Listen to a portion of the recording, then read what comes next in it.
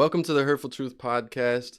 My name is Blake Phillips, aka Blake the Protagonist, and today I have Fernando from the Ad Goats, who he had followed me on Twitter not too long ago, and I was very impressed by his statistics he's gotten from running ads for different clients with him and his team.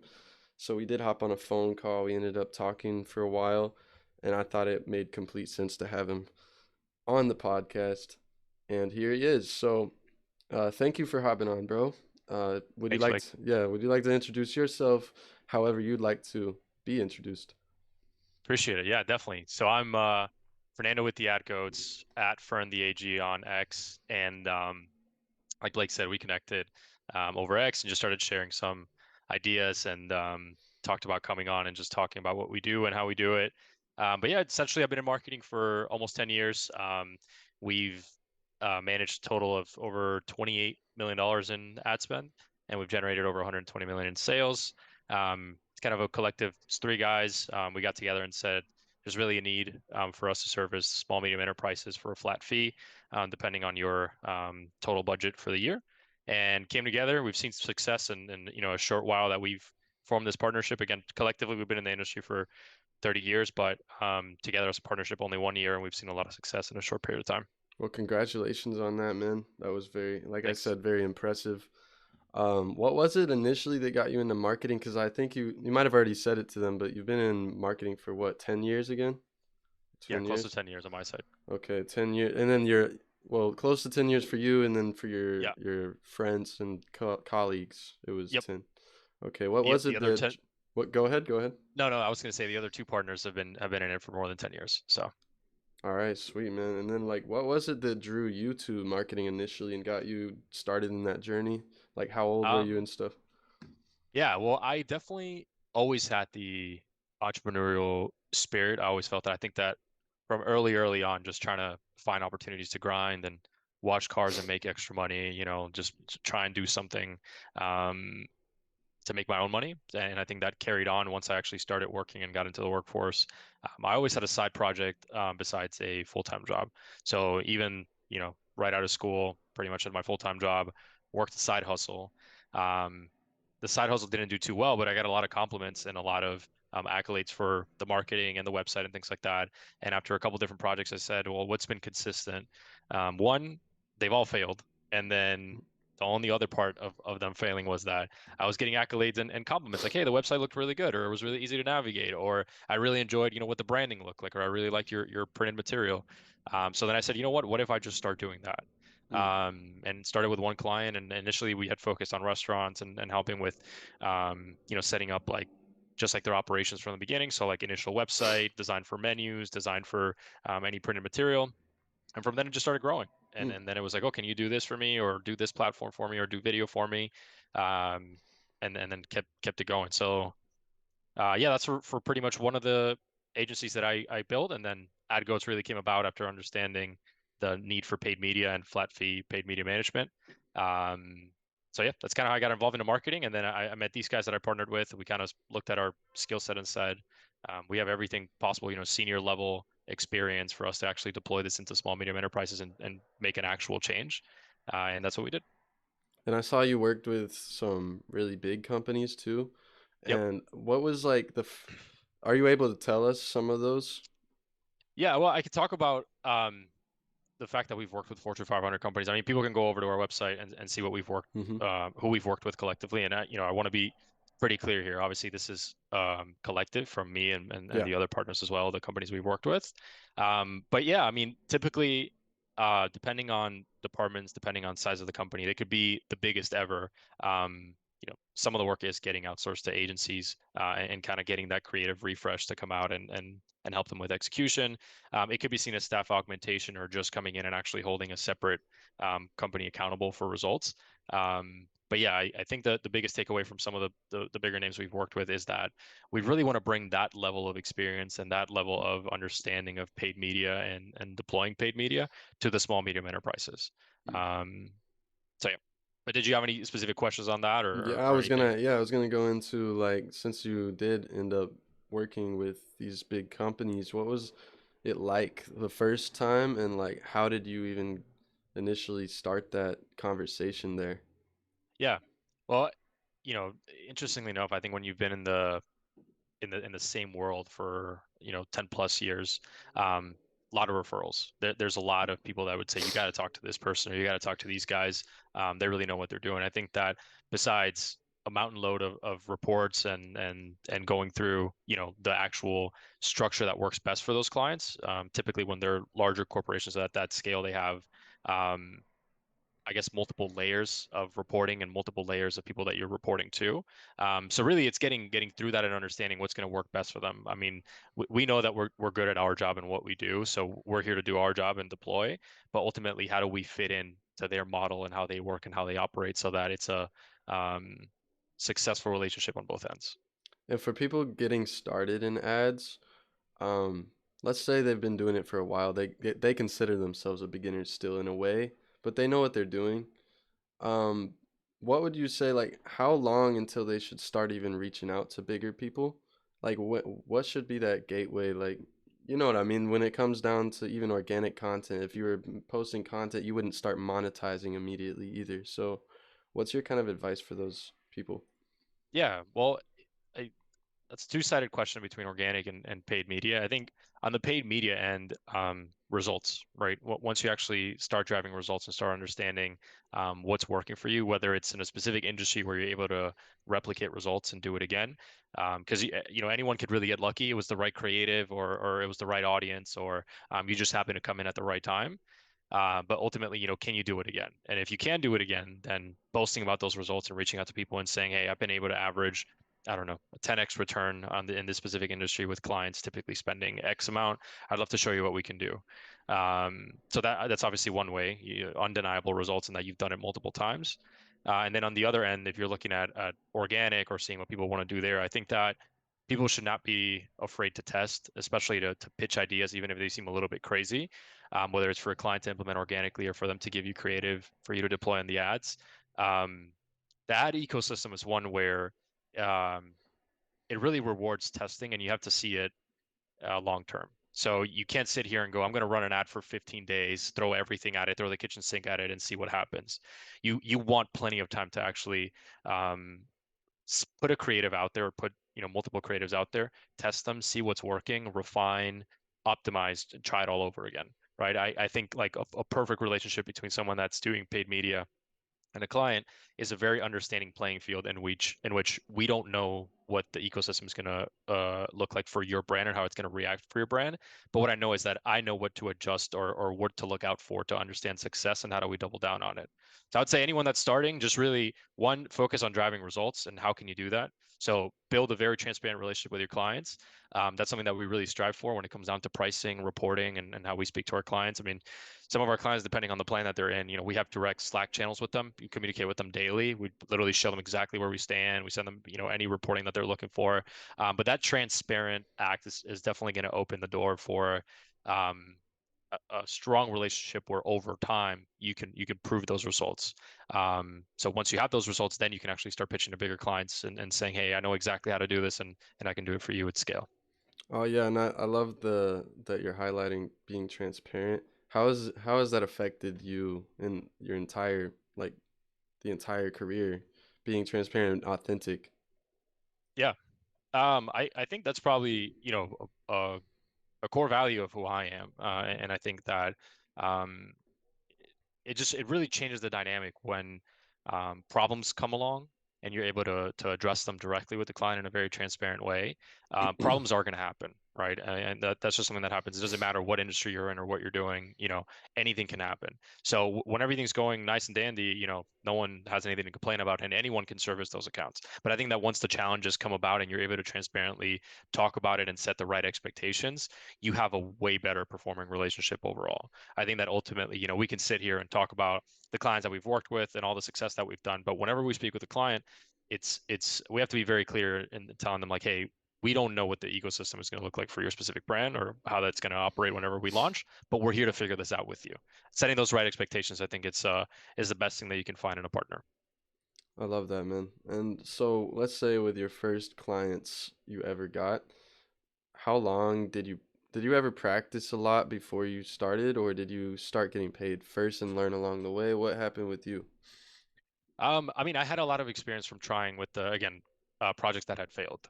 So I knew that I had tried a lot. And Mm, in the beginning, I mean, this is way, you know, almost 10 years ago, but almost 10 years ago, I would take on clients for way cheaper than what the market rate was.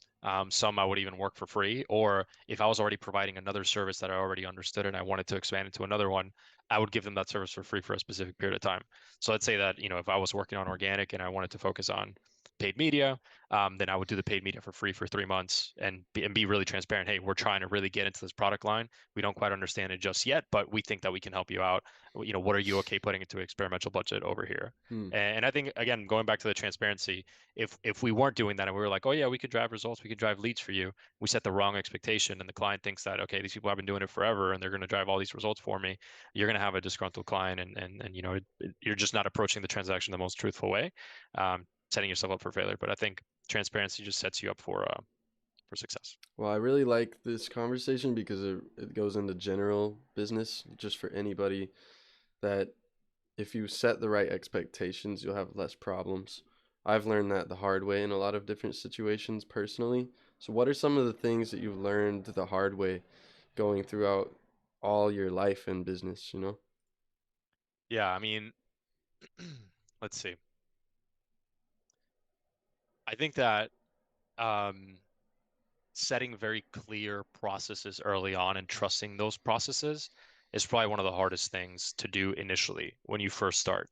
I think that when you first start, you're focused on speed, right? Can we get this done quickly and turn it around quickly?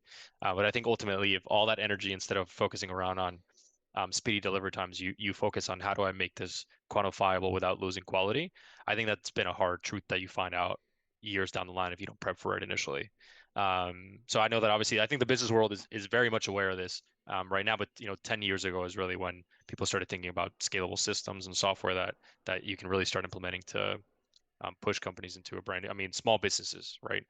Push small businesses into a space in which they can be almost automated, right? Hmm. Okay, and then what would you say one of the your first successes that you just like felt like it finally worked the way you wanted it to work? Because I know you did fail the first few businesses. I'll go into those afterwards, but yeah, that initial question. Yeah. Well, when I had gotten into paid media in the beginning, one of the first clients that I got was in the multifamily space, so apartment buildings.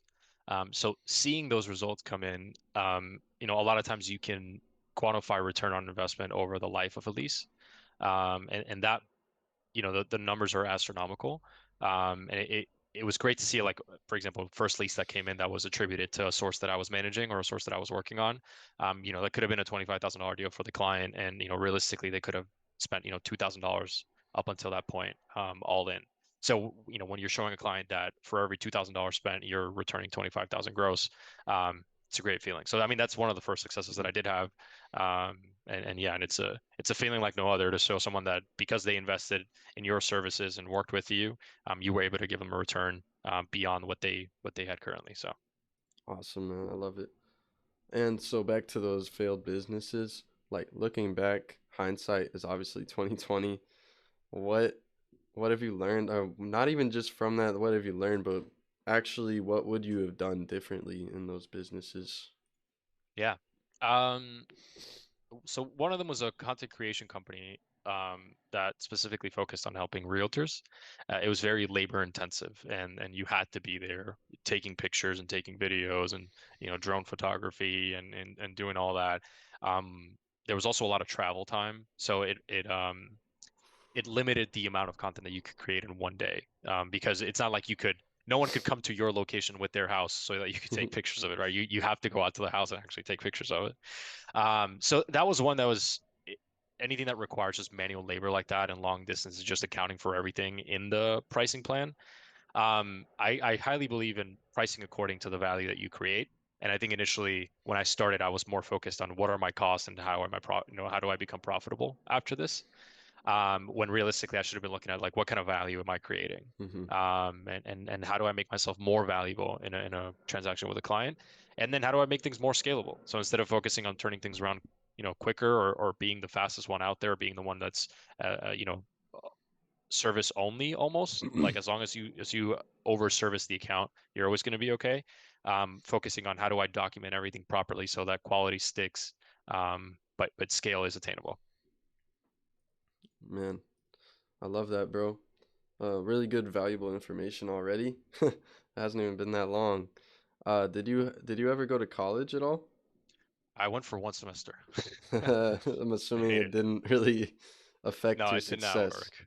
No, Okay. and when I had gone to college, so funny enough, when I went, I accepted a full-time job, and I had always contributed in my house. I started in retail. I actually worked at a pet store. That was like my Hmm. first job ever, and it's funny because I'm looking at like the work that we do now and stuff like that. But I used to clean, like rat cages, for the minimum wage was like 6.90 something, back then. Wow, So that's low. yeah, so Yeah. yeah. So imagine, you're sitting there, you're really thinking about it. And you're like, damn, I used to do that for $6 an hour.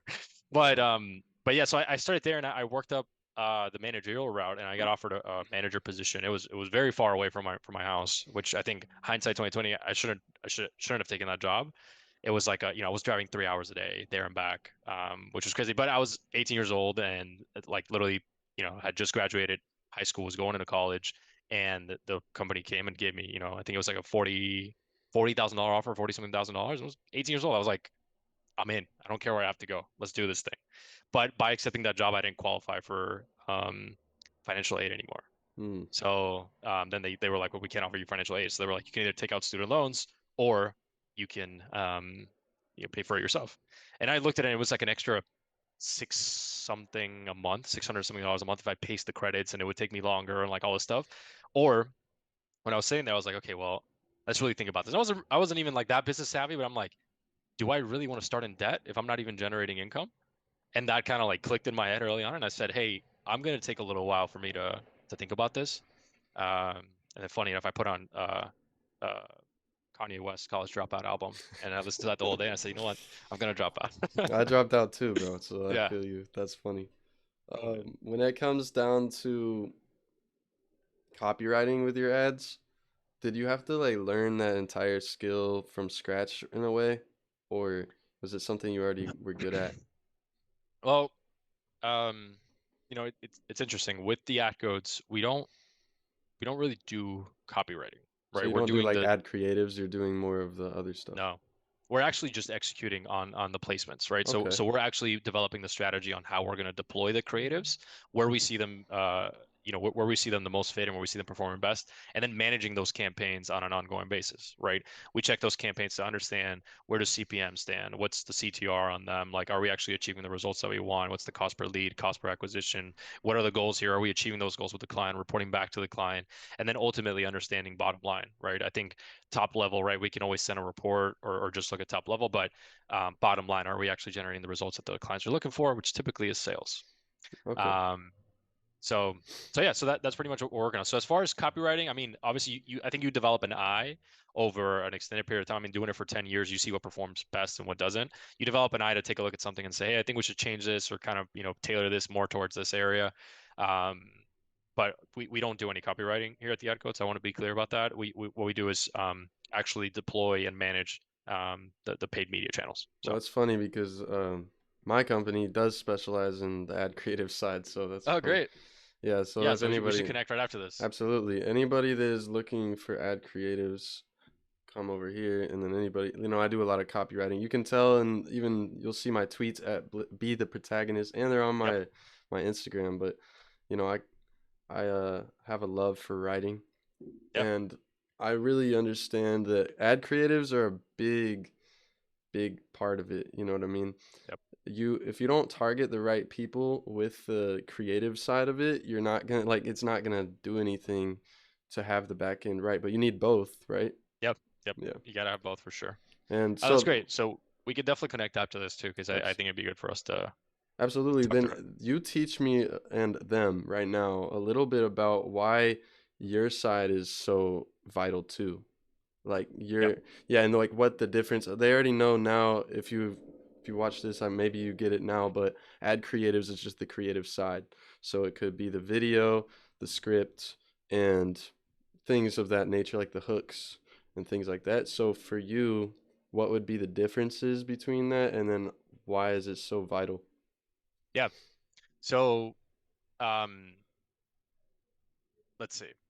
I'm trying to find like an example to just make it really simple. But I guess like the one that comes to mind is imagine that you have a billboard, right? And that's your creative. Like, Blake would come in there and say, I want the visuals to look like this, tagline to look like this, and here's the call to action. Call this number to find out more, visit this website to find out more. So then you have a highway where people are going to drive through, right?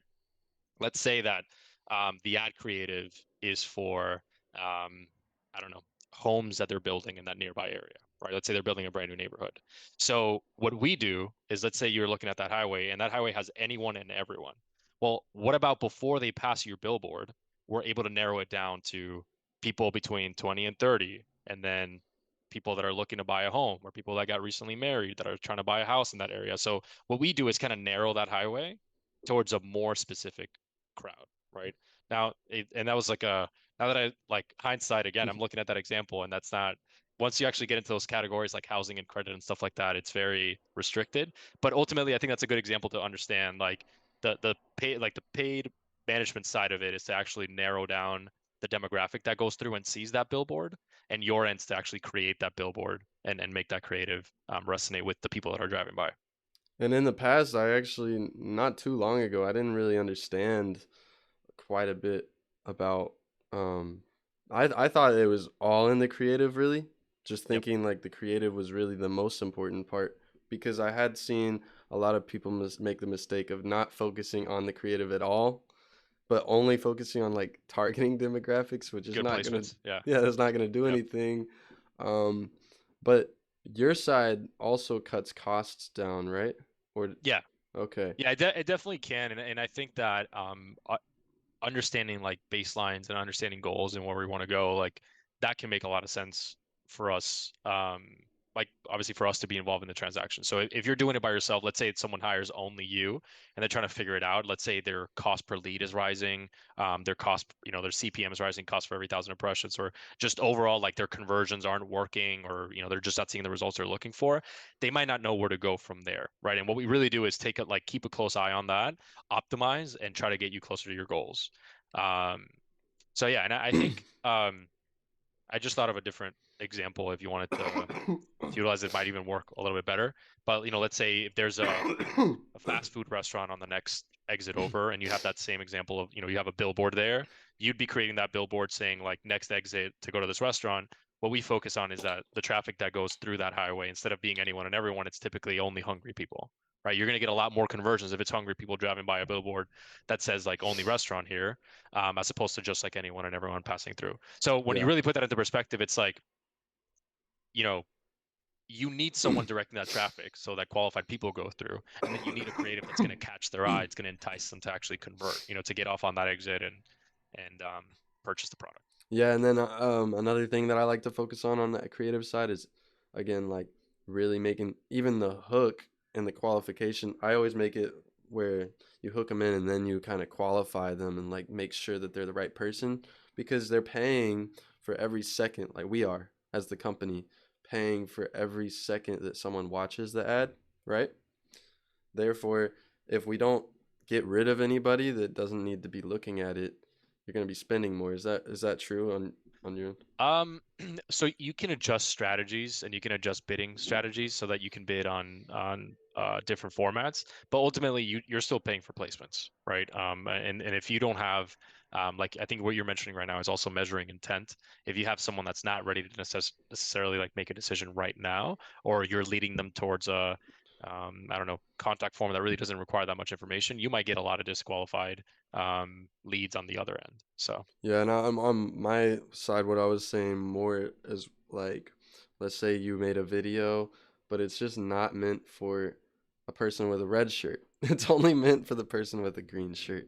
You're yep, not gonna, if you don't mention that early in the video, but you tell them at the end of the video, like, oh, by the way, it's only good for green shirts, and yep. you just paid for that guy to watch the whole thing. Oh yeah, yeah, yeah, definitely. Yeah, Yeah. so, but yeah, this is insanely valuable information. I think a lot of people would love to watch this. I already know.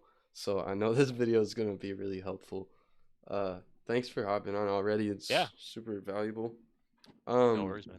what's some other misconceptions you see commonly, let's say from other ad companies? What are they doing wrong? Um, I mean, I don't know if I have like a take there on what like what people are doing wrong or what other companies are doing wrong. I think I like to focus on um what we do best, and I think transparency is one of those things. So I think if I had to kind of put something out there is that there's no one size fits all. So I think that ultimately whenever you're proving to someone that you have the results and you have the accolades, is that you have the capacity and the understanding to adjust, shift, and show that even in different circumstances or with different companies, you could figure out a winning strategy, but it's not the same winning strategy for every single company or every single client that you deal with. So I think that ultimately, if you see something where it sounds too good to be true, it probably is too good to be true. And if there was one size fits all, they would really only be one marketing agency. But there really isn't, right? No one has cracked the code where it's like it's exactly like this and it's always going to work out the same way every time. That having that transparency that I keep vouching for just allows you to set the right expectations, talk to the client, and say, hey, this is how we're going to approach the strategy initially. We're going to measure, optimize, and go at it again and do it over and over and over again until we find the right, working and the right winning strategy for you. But ultimately, I like to focus on us, and that's really what we do. If I had to look around, if you see an ad, someone saying that they can, 600x your sales by tomorrow, probably not going to happen. Yeah, It's very much, a cohesive, collaborative relationship and figuring out what works best. it definitely depends on what the company is. And, like, with my company or any company I'd ever work with, I've also been the closer in different companies. And that's how I learned a lot about business myself, too. Was like I was learning that you really need to find out the person's situation before you diagnose them with anything. Like we always talked about how you need to act like you're the doctor. You need to first find out a good doctor, for the record. A good Yeah. doctor is gonna find out first like what your symptoms are before they diagnose you with a sickness, and then they're gonna prescribe you medication based on the sickness. But Yep. some people are not doing that. They're not doing that at all. They're giving you medication because it benefits them to give you that medication. You know what I mean? Yep. So, Yeah, and I think ultimately, if you went to and this is my personal opinion, my personal take, but if you went to a really good doctor, I think they would get down to the root of the cause and not just go here, just take this medication. Um, I think ultimately that's what you want. You want someone that's actually looking out after you and not just giving you a patch and saying like, yeah, this will fix it, momentarily. You're looking for someone that's going to be there, like, how do we change this for the rest of your business lifetime, right? Like, how do we make sure that you stay winning and you keep winning by putting us on as a service provider? exactly, man. And let's say whenever it comes down to learning how much you learned, was most of the learning just from doing it, or did you learn a lot also from maybe in your network and watching videos or what? Yeah, I think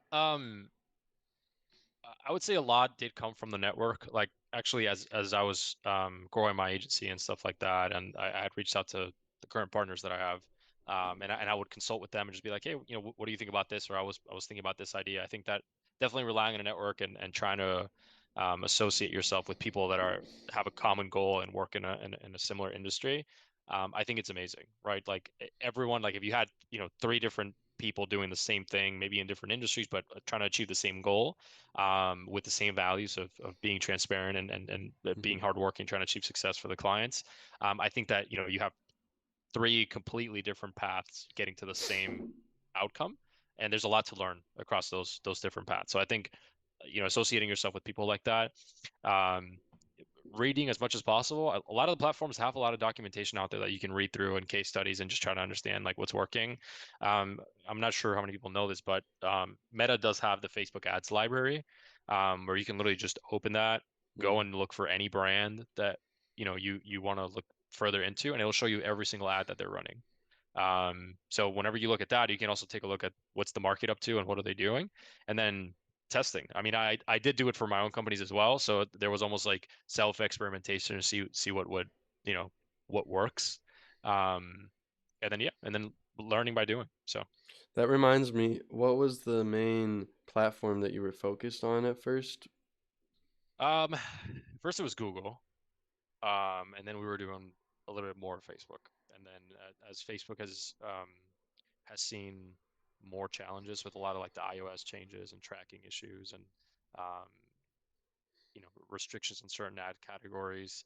Um, you know, it, I also, we also do a lot of Meta, but it's a little bit different. I started with Google, then got into Facebook when it was kind of Wild West. Really was, no restriction. You could do whatever you wanted on Facebook. Mm-hmm. Um, and then yeah, now we pretty much service every platform. So that could be TikTok, that could be Amazon, that could be Meta, that could be Google. Just anything that's related to paid media, we handle. What are some different situations you would apply, like Google, in opposition to Facebook? You know what I mean? Yeah. So the best way to think about it is on Google, the intent is already there. Like I want a product, I'm Yep. Googling more about it. The intent already exists. I think that um, the best way to look at Facebook is the intent may not be there, but you can try and predict that person's behavior and probably make an assumption of what their next move is going to be. Yeah.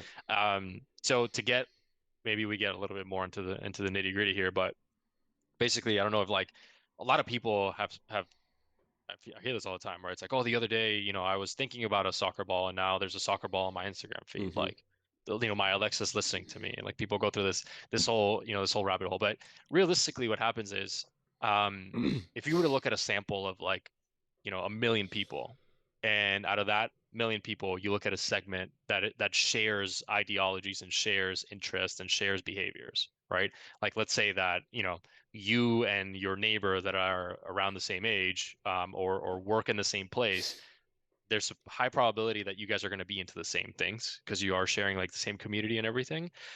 You can create lookalike audiences inside Facebook, or you can test like different demographics that share behaviors and share interests to try to get ahead of like consumer behaviors. So like, let's say that your neighbor recently got into playing soccer, and he's into looking for the next best soccer ball, then I can make like a assumption that if you live in the area, are around the same age, work in the same place, you're probably going to get into soccer soon. I should try pitching you soccer balls now so that you're influenced to make a decision in the near future because you're already being influenced um, for that. So it's just like I feel like that's a good way to look at both of those, where it's like one, you're more focused on someone that's already looking for your product. The other one is how can you inform someone about your product so that when they go to make that decision, you're right in front of them, or you're the one that comes to mind. Yeah. And then one of the things I would, for me, whenever I help people with this, I always ask them, what are your, well, let's say they have clients, you know, I'm always like, what are your clients' problems? Hmm. What are their shallow problems and what are their deep problems? So I figure out like, okay, their shallow problem is like they're not getting enough appointments or something. That's a shallow problem. The deeper problem is that they're stressed out or they don't have much time on their plate. They don't have Yep. freedom. That's deeper. So I make them map all these out, like tons of them. That way, as many as we can think of, that way we can build ads out of that. That is super helpful because we have a document. Every time we make an ad creative, I can just go look at this document and be like, well, one of his problems is he's stressed out. So why don't we just make one kind of based around the stress angle? You know what I mean? So that's one of the things that I do. Whenever we're doing the predictive side of things with Facebook, you have to you have to really speak to their problem. In that case, the guy with the soccer ball that wants a soccer ball, his problem is he wants a soccer ball. It's a But the deeper problem is he probably just wants to have fun in his free time, you know? So that's just like Yeah, how I think about it in the methodology side of things. for sure. Yeah, and I think that on the creative end, right, that's more of your forte. That's the best way to look at it. What kind of problems is this product solving, and how do we make those pain points into a creative that speaks to the person feeling the pain? Yeah. And that those are the best ad creatives, right? And then after that, if you match that with the right placements, and the right targeting and the right audience, then you have a winning formula. Um, so yeah. Yeah, and I have another I always ask this question. Is it niche or niche? Uh, I don't know. I switch between those all the time. No, Yeah. everyone know, no one knows. No one knows. Yeah. I know though. Um, I do know it's niche, but it's niche. no, no, Okay. I Okay. don't. I All don't right. actually know. It's just what I stand by that. Well, I'm gonna take this as the defining moment where I figured it out, and I'm gonna use niche from now on. So Sounds good. You're gonna be like, from now on, the protagonist said, "I'm just playing."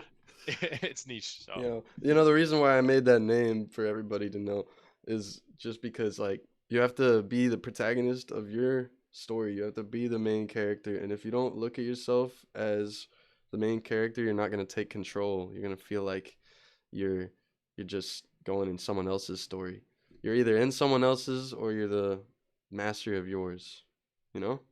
So that's awesome. It's that's cool, kind man. of how I look at it. And so I have a community called the protagonists that people can actually apply to. And I usually have anyone that's on the podcast can be there too. So if you want to, you can hop in. Right now, I'm still building it up. I'm gonna have like actual. This is meant for all like-minded people to grow together. That's what's important. It's Yeah, not even about just business or money. It's really life, self-improvement. That's what I'm about. So just wanted to throw that out there. sounds good, man. What's a book that, or not even just one book, but your favorite books that have really affected your life in general, and maybe particularly if there are any that went into the ad side of things, you could mention those too. Um, I mean, I think on the sales end, how to win friends and influence people was a big one. I also read Zero to One by Peter Thiel is really good on creating culture and creating winning products. Um, let's see what else. Yeah, I think on like a completely different note, The Tools by Phil Stutz. Really, really good one as well. Just more about how to actually take what you're feeling and what you're going through and apply pretty much like it's like seven tools that you have available to you to solve internal conflicts and grow beyond what you saw possible. So I think Sweet. those three are really good. I don't really focus on like the technical side of it, or I pretty much read the documentation that's available, um, lead with transparency, and then I focus on anything that builds character or builds overall understanding of human nature, business world, and Mm-hmm. Yeah, that's what I it's enjoy. mostly all in the fundamentals. That's what I'm Yep. a proponent of. I say that a lot. Is that yeah, if you know the fundamentals and you really master the basics, as Jim Rohn once said, master the basics, you will master it all really at the end of the day because you can get more technical, but without it's like that elephant analogy where you're standing too close to the elephant, you can't see the elephant itself. You're just looking at the details of the Yep. elephant. You need to know you're looking at an elephant first. Yeah. Yeah. So what's another this is another thing. What's another not another. What's a way to meet the people that you want to be around? Because you mentioned that you learned a lot from your network, and I really like to teach people on how they can expand it because I feel like a lot of people just don't put themselves out there, first of all. But what's your advice in general? I mean, listen, X is growing exponentially. I mean, especially with, Exponentially. yeah, it is. It really is. And it's really interesting because even now, we're redoing our landing page, and we hired someone from X. We saw the work. Again, it's a platform that can yield a lot of transparency. People can show up their work and communicate in real time. I think that's one way to do it, right? Find people that are into the same topics that you're into, or that are following people that you're following, engage with their content, DM them, say what's up. Pretty much the same thing you did to me, right? Reached out, said, hey, listen, I really got value out of this downloadable, PDF that you have on your page. You want to come on my podcast, or you want to talk a little further. And then, believe it or not, LinkedIn. It's still, if you have like a specific title or role on people you want to connect with. I go back probably 4 or 5 years ago, there was a LinkedIn message that went out, and it's a group of guys that I've done business with for the last 5 years, and we go golfing a couple times a year, and text each other every so often. It's one of the best relationships I've ever had, and it really comes down to one LinkedIn message that was sent out. So don't be afraid to just send out those messages, connect, be transparent, like we talked about earlier, and just whether you're trying to learn or just connect with people, just say, hey, I'm just here to connect. And there will be some rejections, right? Some people are just like, I don't have time to connect right now or do anything. And there are some people that are like, hey, yeah, I'm up for it. Let's see what you're up to. Let's see what I can tell you what I'm up to. And if there are synergies there, then work together, Yeah, you don't have to make friends with everybody. It's Yeah, no point, but you can try, and if it doesn't work, it doesn't work, you know? yeah, So I've met a lot of people through Twitter that ended up changing my life completely, honestly, just through speaking with them and sometimes paying people for yeah, what their service is. Um, that is super helpful. And another key of that is they're not going to take you seriously usually unless you're also posting your own content of some kind because yep, now they can get to know you. And so I've been telling people a lot lately on the content side of things, if people are looking at you on social media, they actually want to get to know you. yep, And that's actually the next video I'm going to make. But they want to get to know you. So if you have content on your page, they're going to just be looking at it. They just want to kind of see what you stand for. So yeah, really make sure that you're putting into your content what you stand for in general, you know? So yeah. that's just some other extra advice. How about with passions outside of just this? Maybe it is this, but what would you say your main passions are, bro? I mean, 90% of the time is typically thinking about business and I'm the same and way. yeah, business oriented activities. But outside of that, I play golf. I really like to golf. Not that I'm any good at it, but I really do enjoy heading out there, being out there for 4 hours and spending some time.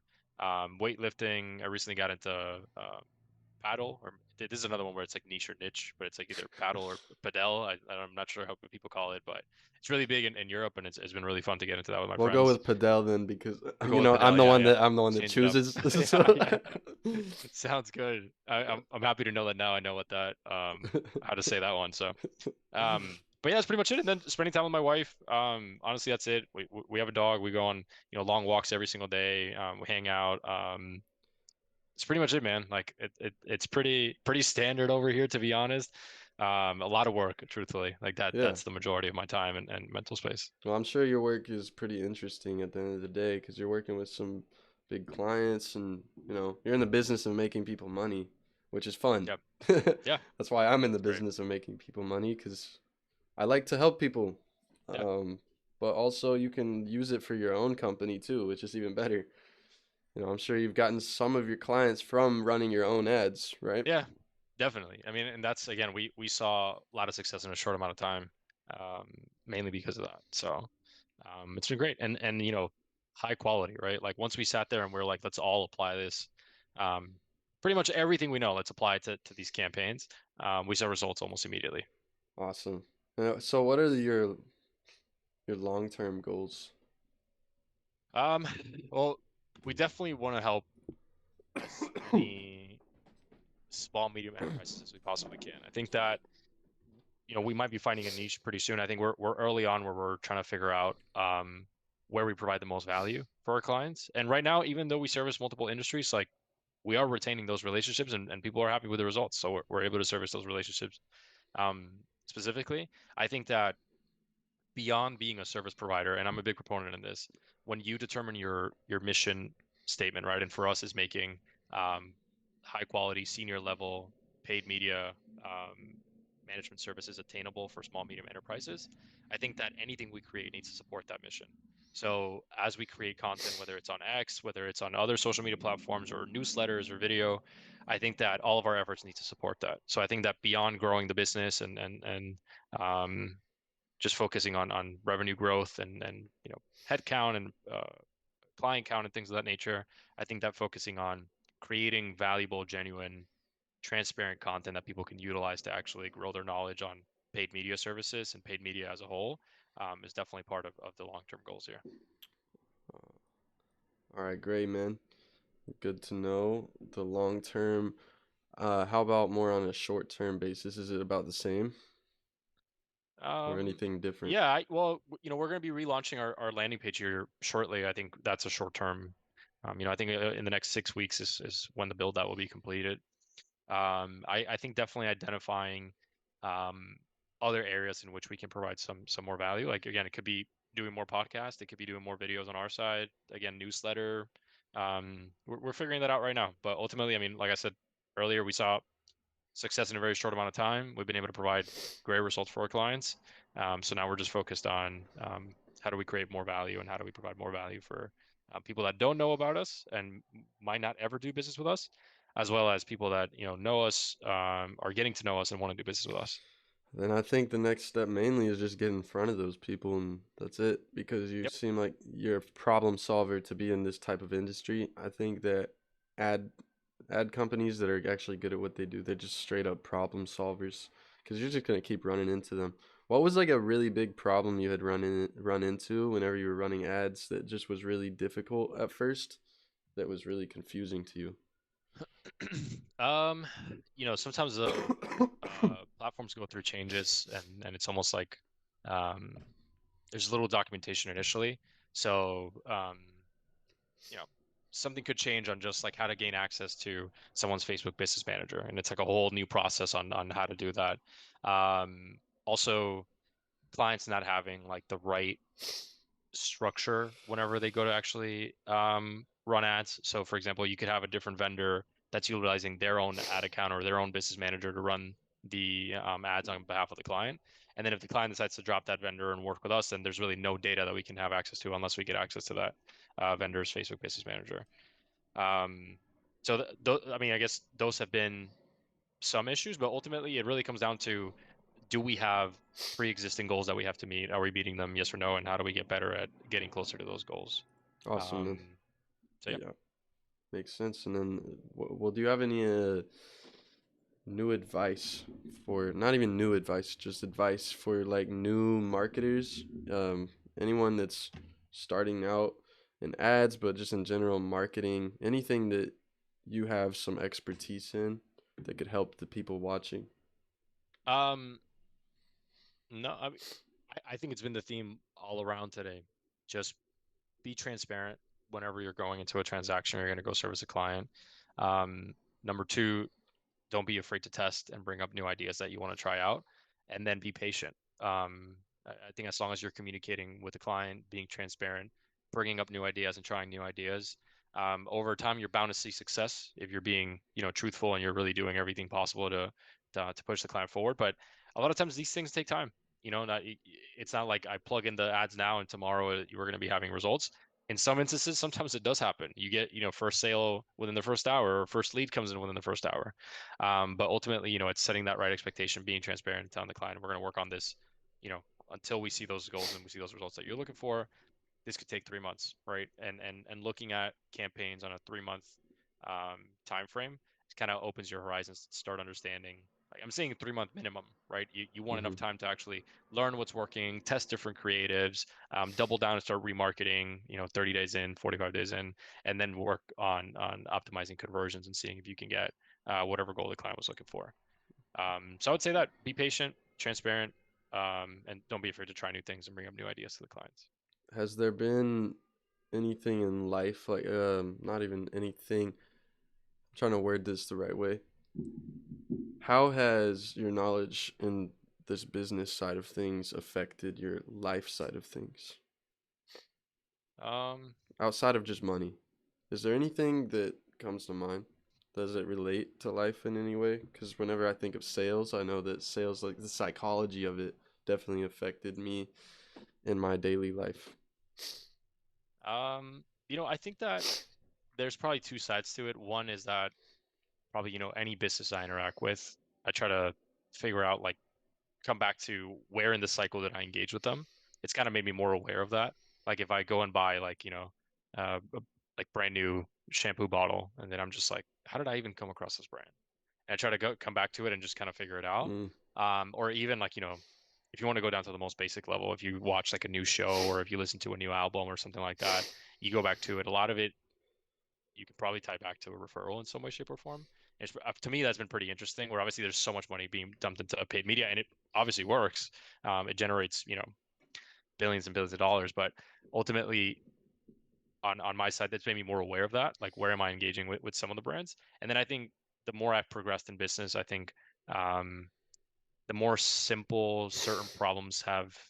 Um, I guess problems just seem simpler now. hmm. And I think it's just like my skin has gotten thicker. Like it could be anything, right? Like, getting into, like, there was like a period of time where I was having car troubles for like, 2 weeks straight, like every day something new. and something that I feel like when I was starting this business would probably stress me completely out and feel like I have nowhere to go and I can't figure this out and what's happening here and why is this happening to me. It was almost like, okay, cool. What's the solution here? Where do we go from here? So yeah, I think that that's probably one way where this is, or two ways where I've seen a lot of this business mentality transfer over to the personal life. Yeah, so it's just like as a business owner, you realize that your job is to solve problems, which means there's always an answer to the problem. So now whenever you run into problems, you're saying that that that mentality alone has made you feel like it's not really a big issue, right? No, not at all. I mean, Gotcha. there's very rarely, I think that um, unless it's something, health related and serious, I think, pretty much everything else there's a pretty easy solution to it. So, That brings me to another thing. Mental health wise, how has that affected the business side of things? um, I think that you have to be able to have a balance. It doesn't matter um, how busy things are. I think you still need to find time for yourself, the people you love, family. Um, so even for me, like, yeah, there's some days that are pretty busy and I have a lot to do, but I always find time to either in the mornings spend a good amount of present, um, intentional time with my wife, or in the afternoons as well, or, inviting my parents over for dinner or heading over to their place or, my sister or something like that. Finding that intentional time to go and spend out and actually just disconnect and socialize and actually um, talk to people and get excited about things that are coming up with people. I think that's one of the best things that um, you can do while you're going through this. I would say that would carry over into your clients' relations if you're actually excited about life, Yep. not just business. Even if well, maybe business is your life completely, but regardless, you have to kind of have some other things that make you happy. I feel like, you know. Yep. So 100%. Yeah. And sometimes, in this like work from home era, sometimes, getting up early in the morning to do something else that's not work helps out a lot sometimes, like getting up early in the morning and reading as yeah, opposed to just getting straight into work. Getting up early in the morning, going for a walk or listening to a podcast that you've been meaning to catch up on, but intentionally sitting there and doing an action where you're just like, I'm just going to sit here and only do this really does help. yeah, man. I wake up and I usually meditate, pray. Started reading the Bible again lately. Awesome. It's actually changed a lot for me, and honestly, uh, it's not the only book that gives you immense wisdom from God. It's Hmm. one of them, but I've realized that it is like probably the most holy book I've read personally, because like I'll open it and it will take me straight to something I was thinking about or needed to know. So yeah, that's been helping me a lot actually, and I think That's awesome. that's really important. And also getting sunlight has always helped me, and yeah, that's just healing to me. Drinking the right amount of water. Try to Yeah. drink as much as I can. Right now, I'm honestly kind of sick. So I almost didn't do this, but I was like, I have to do this. Cool. But Well, I appreciate it, man. of course, I appreciate you hopping on. I feel like that was really everything we need for now, man. Probably have you on again someday in the future. Cool. Um, thank you for coming on, and then Awesome, man. go ahead and plug anything that you'd like to plug, or not even Sure. just plug, but yeah, any last words? Yeah, sounds good. Well, last words, Blake. Thanks for Yeah, having me. That was awesome and really cool to just get to know you and talk through this today. I think at Fern the AG on X, and then anyone that's looking for paid media service, transparent pricing. Pricing's on the website, theadgoats.com. You can go on there, check out what we have to offer. Contact us if you need anything. I think that what you can expect from us is senior level paid media management, transparent approach, transparent pricing, and a true partner to help your business scale. So love it, man. great. And then for me, I'll do my plugs. Yeah. Again, join the protagonist or apply to, because I don't know if I'll let you in, but apply to join the protagonists. Tell me, you'll go through the process. Tell me why you should be there. I'm here to change people's lives, like through business advice from people that actually know what they're talking about, as well as just speaking the hurtful truth. That's why it's the Hurtful Truth podcast. I'm gonna do that no matter what. I'm gonna tell you how I feel, but I try to be as accurate as I can always. So thank you Cool, for man. watching and thank you for coming on. Definitely. Thanks so So much. yeah. Talk to you.